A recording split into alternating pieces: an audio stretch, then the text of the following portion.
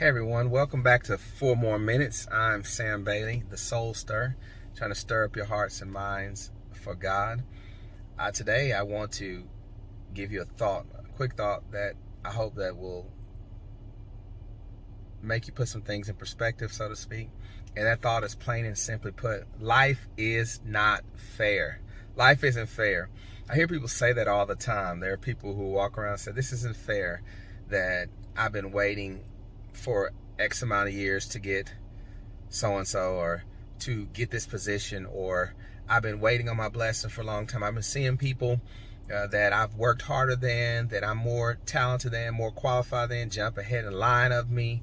It's not fair that I had to lose someone. It's not fair that I'm the one doing all the work, making all the sacrifices. Life isn't fair. I got news for you. Life isn't fair. Nobody ever said life would be fair. And just because life isn't fair doesn't mean that God is not fair. God allows to reign on the just as well as the unjust. I often say in life, you never know why things are really occurring, but I think you can simplify it down to three things. Number one, we live in a fallen world. There's a parable in Scripture that talk about the wheat and the tares and how they have to grow together to the end of the time. And so sometimes the tare look like wheat, and you got to know that there's evil around us, and the presence of evil does not mean the absence of God, and doesn't mean that God can work through those presences and those presence in your life. And so I think it's important to know that. And sometimes we are reaping what we're sowing, and we don't know if we're reaping now from something that we sown years ago, and we just got to deal with that. And then lastly, God is trying to get the glory. God is trying to get the glory. I was thinking in John chapter 9 that there was a man born blind from birth.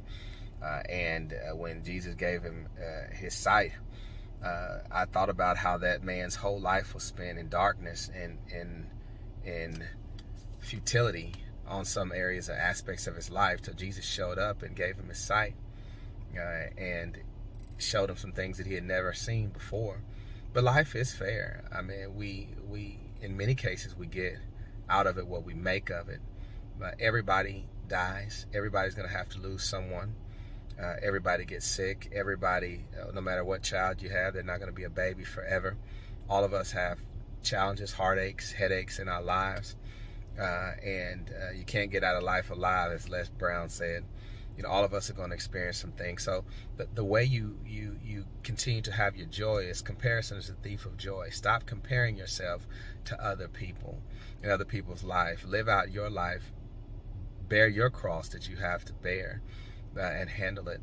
And how do you know anyway if God owes you anything, if God makes mistakes, or if get the motives of God and how God is working all these moving parts in a world of 7 billion people with different personalities and different lifestyles and different backgrounds and different religious experiences, and he works all that together for his good, and we've got to be players in that. So anytime you find yourself saying that's not fair, that's not fair, that's not fair, you're really engaged in a lot of self-loathing, self-absorption, which leads to a lot of self-deterioration.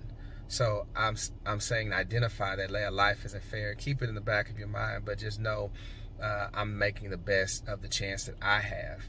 The opportunities that God has given me, I'm going to do the best with that, and I'm going to live my life to the fullest.